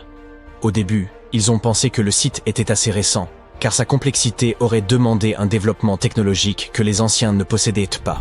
Comme nous l'avons dit, Caral est situé dans le désert, comme Las Vegas, mais sans tout le bling-bling. L'accès à l'eau y est donc difficile. Et pour que des villes comme celle-ci prospèrent, il faut un système d'irrigation considérable, d'où la nécessité de technologies complexes. Les Péruviens nous ont vraiment surpris avec cette découverte. Leur site était immense, avec un amphithéâtre, des maisons et des bâtiments religieux. L'ensemble s'étendait probablement sur 150 hectares. Et lorsque les scientifiques ont testé leur hypothèse initiale en utilisant la datation au radiocarbone, ils ont découvert que la ville avait probablement vu le jour vers 2027 avant notre ère. Sur le site, les archéologues ont trouvé 6 pyramides qui pourraient éventuellement être antérieures à celle de Saqqara. D'après ce qu'on sait, 2 civilisations coexistaient à cette époque, dans des parties opposées du monde. Mais comme les chercheurs ne peuvent pas préciser l'âge exact des pyramides de Caral, il est assez difficile de savoir quelle civilisation a terminé sa pyramide en premier. Si seulement nous avions une boule de cristal. Il se trouve que la forme d'une pyramide est quelque chose que la nature peut produire toute seule. Ce qui a de quoi pas mal déconcerter les humains modernes. Un exemple classique est le site japonais de Yonaguni, également connu sous le nom de l'Atlantide du Japon. Le monument dans son ensemble fait environ la taille de 5 terrains de football et s'élève aussi haut qu'un bâtiment de 5 étages. Les explorateurs et les scientifiques pensent que Yonaguni remonte à 10 000 ans. Pour le plus grand géologue marin du Japon, le professeur Masaki Kimura, Yonaguni est le patrimoine d'une civilisation perdue. Kimura a plongé plus d'une centaine de fois au cours des 10 dernières années pour explorer ces ruines. Selon lui, on y trouve des signes clairs d'activité humaine. Regardez cette piscine en forme de triangle sur la surface du monument. Kimura pense que c'est une preuve réelle de la présence humaine, car cette concavité triangulaire est un symbole historique des fontaines d'eau de la région. Comme c'est souvent le cas, tous les scientifiques ne sont pas du même avis. Pour beaucoup, Yonaguni est probablement le résultat de milliers d'années d'érosion. Et le fait que le monument soit constitué d'un énorme rocher les conduit à croire qu'il n'est pas d'origine humaine. Certes, ces énormes colonnes de basalte nous font penser aux ruines d'un palais, mais elles sont très probablement le résultat de l'intense activité volcanique de la région. Et au sujet de formations naturelles qui ressemblent à des créations humaines, on a beaucoup parlé d'une certaine pyramide martienne récemment. Cela fait un moment que nous essayons de prouver qu'il y a de la vie sur la planète rouge.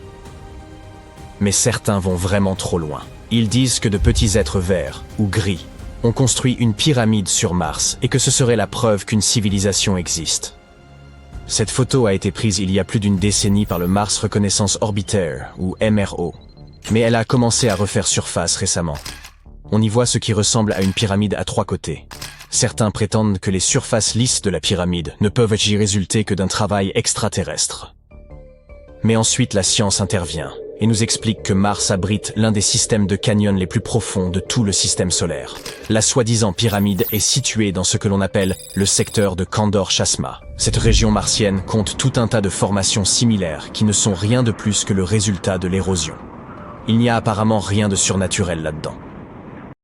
C'est étrange quand on y pense. Il y a de vieux monuments romains qui ont duré des milliers d'années, tandis que nos bâtiments modernes ont tendance à tomber très vite en ruine. Comment les Romains ont-ils réussi à créer des structures aussi solides, nombre d'entre elles avec une conception tout aussi complexe? Des recherches récentes ont montré que les Romains utilisaient un type de mortier qui dispose d'une mesure supplémentaire de protection contre les éléments. Il peut même se réparer de lui-même lorsqu'il est mouillé. Cette découverte explique non seulement pourquoi ces bâtiments sont durés des milliers d'années, mais elle pourrait aussi nous aider à fabriquer un ciment plus résistant de manière plus naturelle. Une étude récente montre que les Romains utilisaient des cendres volcaniques dans leur mélange de mortier pour le rendre plus solide, surtout lorsqu'il était proche de l'océan où l'air est plus humide et peut naturellement causer plus de dommages. De nos jours, nous fabriquons du béton à partir de sable, de roches, d'eau et d'un type spécial de ciment appelé le ciment Portland. Ce dernier est fabriqué en cuisant du calcaire, de l'argile et d'autres substances dans des fours extrêmement chauds qui atteignent plus de 70 degrés. Certes, cela crée un mélange bien homogène, mais il se fissure facilement et parfois il ne subsiste que quelques décennies. Cet incroyable béton romain présente une autre caractéristique intéressante. Il contient de petits morceaux blancs de calcaire, appelés clastes de chaux, qui demeurent à l'intérieur du béton et ne disparaissent pas avec le temps. Au début, cela peut ne pas sembler très attrayant, car il n'est pas aussi lisse que le béton que nous utilisons aujourd'hui. Et pendant de nombreuses décennies, les spécialistes ont estimé que la présence de ces petits morceaux de chaux dans le béton était néfaste en supposant qu'elle rendait les bâtiments moins résistants. Mais des chercheurs ont découvert que ces petits éclats aidaient en réalité le béton à se réparer de lui-même. J'aimerais pouvoir me réparer aussi facilement. Ils ont remarqué que lorsque le béton se lézardait, il semblait magiquement remplir ses fissures d'une substance appelée carbonate de calcium, présente dans les clastes de chaux. Les Romains fabriquèrent leur béton en mélangeant du sable, des cendres volcaniques et de la chaux brûlée, puis en ajoutant de l'eau. Cela s'appelle le mélange à chaud. Lorsque l'eau et la chaux entrent en contact, ils produisent une réaction chimique qui fait que le mélange devient très chaud, jusqu'à 90 degrés. Cela provoque également la formation de ces minuscules morceaux de chaux. Maintenant, ce béton peut se fissurer, et lorsque de l'eau, de pluie ou de mer s'y infiltre, elle fait dissoudre le calcium dans le béton. Celui-ci se colle alors aux fissures et les referme. Un peu comme une croûte sur un bobo. Bien sûr, les chercheurs ont dû éprouver cette méthode, et ils ont donc fabriqué du mortier comme le faisaient les Romains. Peu de temps après, ils l'ont fissuré ici et là. Ils ont placé ce mortier fissuré sous l'eau, et après 1 à 3 semaines, les fissures avaient disparu. Inutile de dire que cela ne s'est pas du tout produit avec le béton fabriqué selon les méthodes modernes. Les Romains ne connaissaient pas la science qui se cache derrière la fabrication de leurs robustes mortiers, mais ils ont trouvé la bonne recette à force d'expérimentation sur une très longue période. Des archives anciennes montrent qu'ils ont employé cette recette pour construire des structures solides, notamment pour leurs navires, et ont continué à l'utiliser une fois qu'ils ont constaté son efficacité. Tous les bâtiments romains ne sont pas parvenus au XXIe siècle en parfait état. Le Colisée, par exemple, l'une des constructions romaines les plus célèbres au monde, était presque 2 fois plus grand qu'il ne l'est aujourd'hui. Il a subi beaucoup de dommages au fil des siècles, pour finalement atteindre la forme que nous lui connaissons aujourd'hui. N'oublions pas que c'est un bâtiment assez ancien. Sa construction a commencé en l'an 70 sous le règne de l'empereur Vespasien, avant qu'il ne lance la célèbre marque de scooter qui porte désormais son nom. Tu sais, les Vespa? Non, je plaisante. Quoi qu'il en soit, depuis son inauguration, le Colisée a accueilli de nombreux événements, mettant en vedette les supplices des gladiators, una larga ventail d'animaux exotiques aux quels ont donné l'occasion de déjeuner tous ensemble. Malheureusement, tout a commencé à se dégrader en 217, quand un incendie a frappé les hauts parapets et une grande partie de l'intérieur du bâtiment. Il aura fallu tout un siècle pour terminer de réparer ces dommages. Tristement, la forme initiale du Colisée sera perdue à jamais. Un fort tremblement de terre s'en est suivi, et ça n'a pas aidé non plus. Ce dernier s'est produit dans le sud de l'Italie en 443. À ce moment-là, une partie considérable de l'enceinte extérieure du Colisée a été endommagée. Puis bien vite, lorsque les habitants ont commencé à rencontrer des difficultés, ils ont dû compter sur la vente de morceaux de marbre de l'ancien Colisée pour s'en sortir. Un autre tremblement de terre a eu lieu en 1349, qui a porté le coup le plus dévastateur au Colisée. C'est à ce moment-là que le côté sud du bâtiment s'est totalement effondré. Il a alors commencé à ressembler davantage au bâtiment que nous pouvons aujourd'hui admirer dans la capitale italienne. Tout n'est pas si mal, cependant. Certaines pierres qui avaient été ébranlées du Colisée ont été utilisées pour reconstruire d'autres monuments célèbres de Rome. Donc, d'une certaine façon, la partie manquante du Colisée ne manque pas du tout. Elle a juste été recyclée, dans toute la ville. Un des bâtiments qui présente des morceaux de pierre de l'ancien Colisée n'est autre que le Palazzo Venezia, un musée local. En parlant de bâtiments étranges, tu as probablement déjà vu celui-ci, car c'est l'un des endroits les plus photographiés au monde. Tu peux voir en ligne des photos de personnes s'appuyant dessus, ou d'autres qui font ressembler le bâtiment à un cornet glacé. Ce célèbre monument italien est, l'as-tu deviné? Oui, la tour de Pise, et on dirait qu'elle est à 2 doigts de se répandre sur le sol. Si tu veux un jour la visiter, tu devras te rendre dans la ville italienne du même nom, près de la place des Miracles. Étrangement, ce bâtiment est plus célèbre pour son inclinaison gênante que pour son histoire ou sa fonction. En 1178, alors que la construction de la tour n'était pas encore achevée, les gens ont réalisé que le bâtiment commençait déjà à pencher, et c'était avant même qu'on ait atteint le 3e étage. Ils ont rapidement compris que ça n'avait rien à voir avec les plans du bâtiment ou les matériaux utilisés. Tout cela se produisait en raison du sol meuble et mouvant qui se trouvait sous la construction. De nos jours, nous savons que placer un bâtiment sur un sol composé d'argile, de sable fin et de sédiments n'est pas la meilleure idée. Mais à l'époque, les gens ne savaient pas comment déterminer cela avant de construire quoi que ce soit. Avançons rapidement de quelques siècles, et il est devenu clair que cette tour de 55 mètres n'est pas seulement penchée. Elle tombe, et à un rythme considérable, de 2 mm par an. Cela peut ne pas sembler beaucoup, mais multiplie ça par des centaines d'années. Et, eh bien, regarde simplement les photos et tu comprendras. Cette tour penchée instable est aujourd'hui inclinée de près de 5 mètres par rapport à son axe. Alors, pourquoi ne s'est-elle pas complètement écroulée? Eh bien, principalement à cause de la physique. Son centre de gravité continue d'être situé dans la base de la structure, donc elle est plutôt bien ancrée. Elle est aussi constamment surveillée par les autorités locales pour s'assurer de préserver ce bâtiment unique aussi longtemps que possible. Le Panthéon est un autre très bon exemple de la façon dont les Romains comprenaient l'architecture. Il est également situé à Rome et a été initialement construit pour faire office de temple. La construction elle-même a été faite de mortiers de différentes épaisseurs et possède également une forme intéressante. À l'époque, les Romains croyaient que la terre était un disque qui était couverte par un ciel en forme de voûte. Donc, ils ont modélé le Panthéon en suivant cette idée. La lumière entrait dans le temple au travers d'un trou dans le dôme, se reflétant sur le sol et les murs, et montrant la course du soleil. C'est également l'un des monuments romains antiques les mieux conservés. Il n'est donc pas étonnant que de nombreux autres bâtiments aient été conçus pour lui ressembler. Rien qu'aux États-Unis, le Capitole, le Jefferson Memorial et la National Gallery de Washington sont tous censés avoir été inspirés par cette construction antique. Le célèbre peintre Michel-Ange était si impressionné par ce monument qu'il croyait qu'une force surnaturelle avait dû présider à sa construction.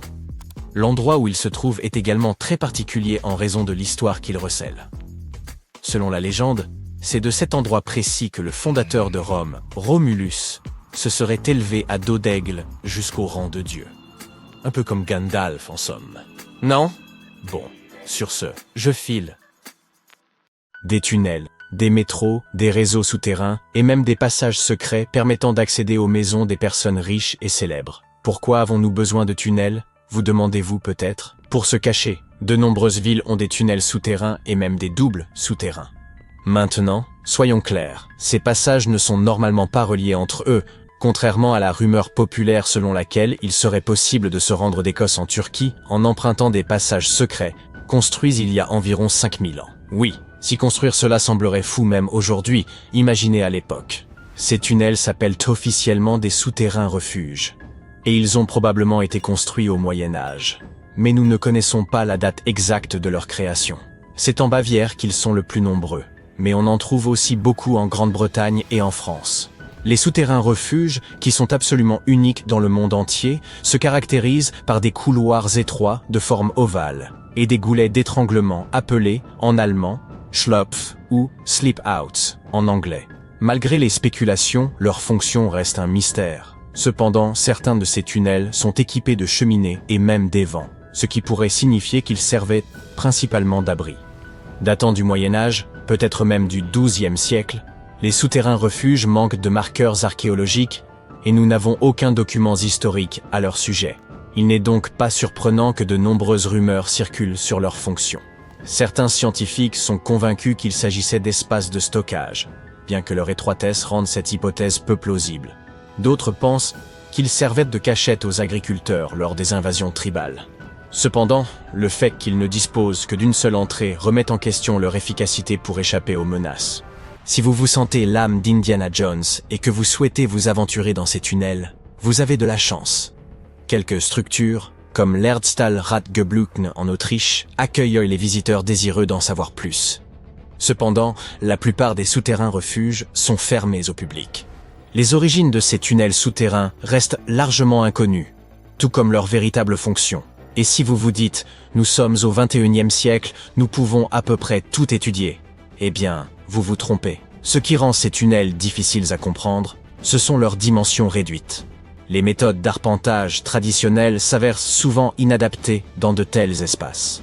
Pour résoudre ce problème, les scientifiques utilisent un appareil portatif équipé d'une caméra RVB, d'un gyroscope et de capteurs de profondeur haute résolution, ce qui leur permet de relever les moindres détails à l'intérieur des tunnels. Ils ont également recours à des techniques modernes telles que la topographie 3D dans l'espoir de découvrir les véritables origines et fonctions de ces tunnels. Une hypothèse suggère même qu'il s'agissait peut-être de logements mal conçus, abandonnés lorsque leurs insuffisances furent devenues évidentes. Pourtant, tout le monde n'est pas tout à fait d'accord avec cette idée.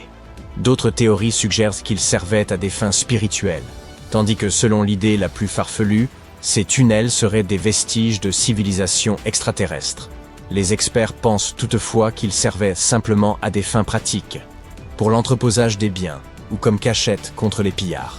Comme nous n'avons pas d'informations précises sur leur origine, il se peut que n'importe qui, même un paresseux, ait pu les construire. Non, je ne suis pas fou, les paresseux peuvent effectivement construire des tunnels géants. Regardez plutôt, en 2009, un agriculteur du sud du Brésil conduisait son tracteur dans un champ de maïs lorsqu'il s'est soudainement enfoncé dans le sol. Il s'est vite rendu compte qu'il avait traversé le sommet d'un tunnel souterrain. Lorsque les chercheurs sont venus enquêter, ils ont trouvé un passage d'environ 2 mètres de haut sur 2 mètres de large, s'étendant sur environ 15 mètres, et ce juste au-dessous de la maison du fermier. En regardant de plus près, ils ont remarqué de profondes marques de griffes sur les murs. C'était la preuve que le tunnel n'avait pas été creusé par des hommes. Ce que ce fermier avait découvert était un paléofossé de mégafaune, un tunnel préhistorique creusé par des créatures anciennes, comme des paresseux ou des tatous géants, il y a plus de 10 000 ans. Je sais qu'il est difficile d'imaginer ces animaux, mais laissez-moi vous aider. Prenez un hamster. Maintenant, imaginez-le aussi gros qu'un éléphant. Et n'oubliez pas, ce hamster de 4 mètres de haut peut aussi marcher sur 2 pattes. À leur époque, il y a environ 15 millions d'années, et jusqu'à il y a 10 000 ans, de nombreuses espèces de paresseux et de tatous géants parcouraient les Amériques. Et certains creusaient bien ce genre de tunnel. Aujourd'hui, beaucoup de ces tunnels sont remplis de sédiments, même si certains restent dégagés, comme celui que notre fermier a découvert. Cette découverte de 2009 a suscité un vif intérêt, conduisant à la découverte de plus de 1500 paléofossés dans le sud du Brésil, ce qui en fait la région du monde où la concentration de tels sites est la plus élevée. Mais personne ne sait exactement pourquoi il y en a autant dans le sud du Brésil. Bien que certains paléofossés existent dans toute l'Amérique du Sud, on n'en a trouvé aucun en Amérique du Nord, ce qui est étrange, car ces énormes paresseux parcouraient tout le continent. La fonction exacte de ces grands tunnels reste un mystère, mais les scientifiques pensent qu'ils servaient d'espace post-natal pour la régulation de la température ou pour l'hibernation. Les tunnels se sont probablement développés au fil des siècles, à mesure que les générations successives de paresseux et de tatous les agrandissaient. Maintenant, jetons un coup d'œil au Fougou. Non, il ne s'agit pas de ce mets japonais très dangereux, ni d'une ville en Nouvelle-Guinée. Pour les voir, nous devons nous rendre au Royaume-Uni. Les Fougous sont également des structures souterraines, mais ils ne ressemblent pas exactement à des tunnels. Ce sont des structures en pierre sèche. Ils ressemblent à des grottes décorées à l'aide de pierres. On n'en a trouvé qu'une quinzaine jusqu'à présent, et la plupart se trouvent en Cornouailles. Selon les estimations, ces tunnels auraient été construits il y a environ 2400 ans, et ils sont encore en parfait état, ce qui est vraiment fascinant. À l'époque, les gens ne disposaient pas de machines modernes, et pourtant ces structures sont toujours là. Vous vous imaginez acheter un appartement aujourd'hui et apprendre qu'il sera toujours là dans 2 millénaires et demi? Pour en revenir à nos Fougous, leur fonction supposée n'a rien d'extraordinaire. Ils pouvaient être utilisés à des fins spirituelles, comme cachette ou comme garde-manger. Cette dernière fonction est cependant un peu surprenante. Je suppose que ce n'est un secret pour personne que l'Angleterre est réputée pour son taux d'humidité excessif, et que si vous voulez bien conserver vos aliments, vous devez éviter l'humidité à tout prix. Sinon, vous pouvez dire bonjour à la moisissure et aux champignons. Mais les peuples anciens n'étaient pas bêtes du tout, autrement ils n'auraient pas survécu, et vous et moi ne serions pas là aujourd'hui. Ils utilisèrent donc peut-être ces Fougous pour stocker certains produits, des produits présentant une moisissure naturelle, et contribuer ainsi à la conservation des denrées périssables, comme le lait, le beurre et le fromage. Mais bon, ce ne sont là que suppositions. La véritable fonction de ces tunnels reste inconnue. Ce qui rend les Fougous uniques, c'est qu'il s'agit de tunnels construits délibérément, et non de mines creusées comme on en trouve au pays de Galles, par exemple. Ils ont été réalisés par l'excavation de tranchées profondes, puis revêtus de dalles de pierre de fête, avant qu'on y déverse du remblai. Tout cela demandait beaucoup de temps et d'efforts. Cependant, quelle que soit la difficulté, les villes du monde entier sont souvent bâties sur des réseaux de tunnels complexes, uniques à chaque endroit. Par exemple, Paris est célèbre pour ses vastes carrières souterraines, qui ont été abandonnées il y a des années, mais qui présentent toujours un risque d'effondrement dans certaines zones. Londres possède l'un des plus grands réseaux de tunnels au monde, dont beaucoup ont été spécialement créés à des fins militaires. À New York, des rumeurs circulent sur l'existence de tunnels secrets, tandis qu'à Los Angeles, on trouve d'anciens tunnels datant de la Prohibition, utilisés par les bars clandestins. De nombreuses autres villes possèdent d'énigmatiques tunnels. Et étonnamment, la Floride ne fait pas exception. Remontons jusqu'en 2011, à Ybor City. Près d'un ancien bureau de poste, une inondation a fait apparaître quelque chose d'étrange. Les vestiges d'une structure inconnue. À l'époque, les gens n'y ont pas vraiment prêté attention. Et ce n'est que 7 ans plus tard que l'on a découvert quelque chose de vraiment fascinant. Ce quartier historique a été fondé dans les années 1880, mais on ignorait jusqu'en 2018 qu'il abritait également un réseau de tunnels cachés. Nous ne l'avons découvert que grâce à des travaux de rénovation. Leur fonction exacte, bien sûr, est inconnue, mais la plupart des scientifiques sont convaincus qu'ils servaient à relier les premières salles de jeu au port de Tampa. Il est difficile de déterminer l'étendue de ce réseau de tunnels. En 2018, on a trouvé dans une maison historique de Seminole Heights des portes verrouillées menant à des tunnels datant des années 1920. Un habitant a même déclaré avoir parcouru un tunnel pendant une vingtaine de minutes. Selon certaines rumeurs, ces tunnels relieraient le fleuve Hillsborough à Ybor City. Les recherches se poursuivent, mais aucune nouvelle information n'a encore été dévoilée. Ouf! Cet été aura été plus chaud que jamais. Nous avons l'impression d'être des brochettes de guimauve cuites sur le grill. Certes, le monde devient plus chaud, mais certaines régions ont toujours dû lutter contre des températures élevées. Il s'avère que les gens avaient aussi des inventions pour se rafraîchir dans l'Antiquité. Et certaines d'entre elles fonctionnent toujours, même 3000 ans plus tard. Voyons comment les gens se sont protégés de la chaleur tout au long de l'histoire. Mets un glaçon dans ton soda et prépare-toi à découvrir comment les gens survivaient à la chaleur. En parlant de glaçons, sais-tu que les Perses avaient mis au point un système de stockage de la glace? Dans les déserts de la Perse ancienne, les gens ont eu une idée hors du commun pour éviter que leur nourriture ne se transforme en gâchis à moitié fondu. Ces Perses ingénieux sont tombés sur une astuce de physique qui leur a permis de créer de la glace au milieu du désert. Ils ont appelé ces structures yakshals, ce qui signifie en fait puits de glace. Ces puits de glace n'étaient pas des glaciers ordinaires. All s'étaient comme des réfrigérateurs souterrains secrets. De l'extérieur, les yakshals ressemblaient à des structures faites de briques et de boue en forme de dôme. Mais à l'intérieur, c'était un tout autre monde. Ces fosses à glace étaient dotées d'un système de refroidissement par évaporation qui fonctionnait comme par magie. La nuit, lorsque le désert se refroidissait, les Perses exploitaient l'effet de refroidissement radiatif. Ils ont aménagé des tranchées intelligemment conçues pour contenir de fines couches d'eau.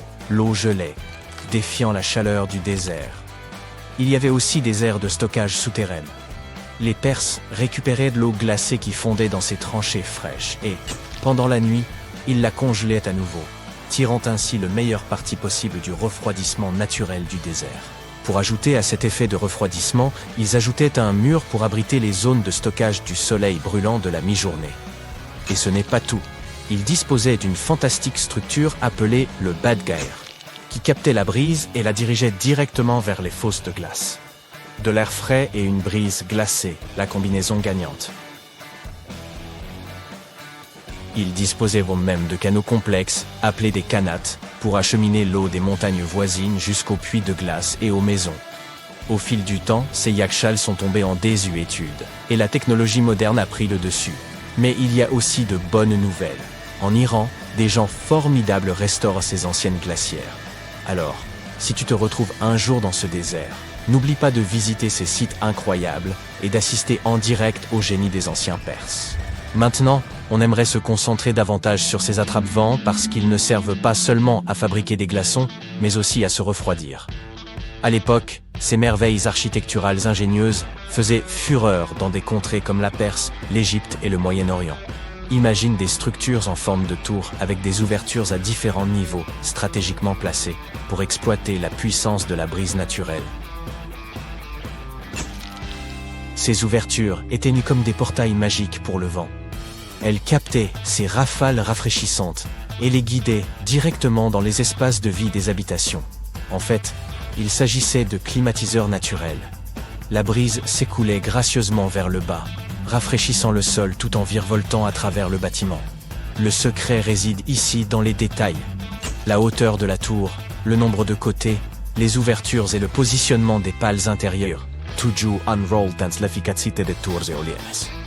Grâce à ces capteurs de vent, les sociétés anciennes pouvaient profiter de températures intérieures agréables sans trop transpirer. Peux-tu imaginer vivre à cette époque? Sentir la douce brise souffler dans ton palais, te procurant une sensation de fraîcheur et de bien-être? On attribue souvent aux Perses l'invention de ces impressionnants attrape-vents. Mais n'oublions pas l'Égypte. On y trouve des traces de structures similaires, datant de 1300 ans avant notre ère. Oui, l'invention des attrape-vents a peut-être eu lieu dans l'Égypte ancienne, mais c'est à Yazd, en Iran, que l'on trouve le plus grand nombre d'entre eux. Les vents n'auraient pas pu y vivre sans ces anciennes climatisures, car il ne pleuvait pratiquement pas dans cette région tout au long de l'année. Observons maintenant ces extérieurs perforés à double paroi. Imagine que tu habilles un bâtiment d'un écran perforé sophistiqué. C'est comme si tu donnais un coup de jeune à l'extérieur tout en gardant la fraîcheur à l'intérieur.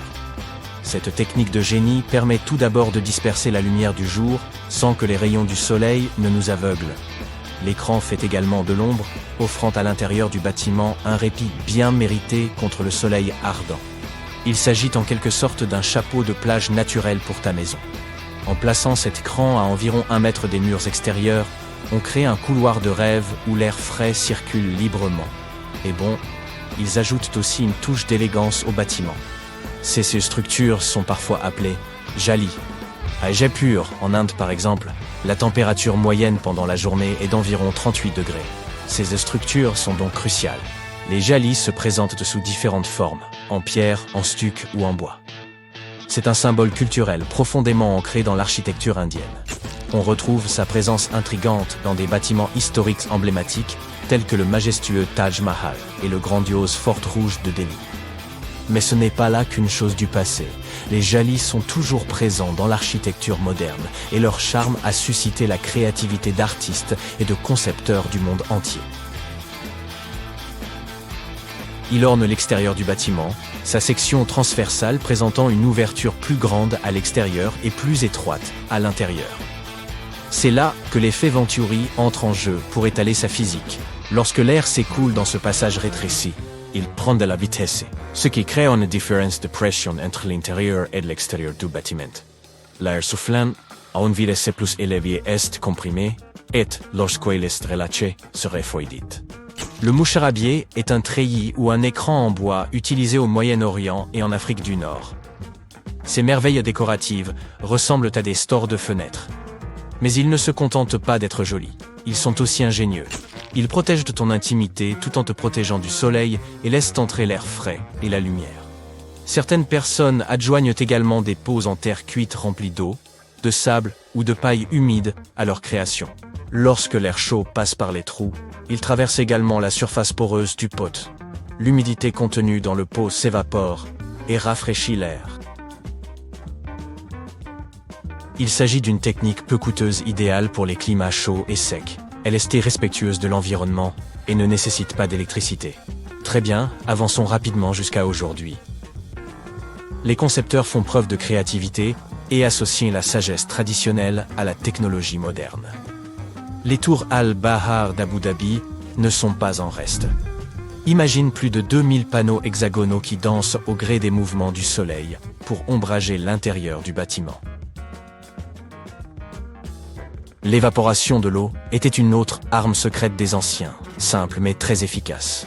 De plus, les Égyptiens de l'Antiquité suspendèrent des tapis et des rideaux mouillés dans l'embrasure des portes.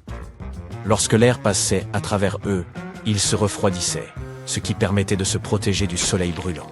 Les architectes de l'Antiquité étaient bientôt passés maîtres dans l'art de maximiser la circulation de l'air. Ils savaient comment assurer une ventilation transversale et laisser l'air chaud s'échapper tout en invitant de l'air plus frais à l'intérieur. Si l'on se reporte sur la Rome antique, les bains publics étaient l'endroit en vogue à l'époque.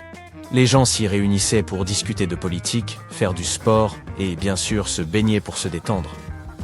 Le frigidarium était l'endroit le plus frais des thermes romains.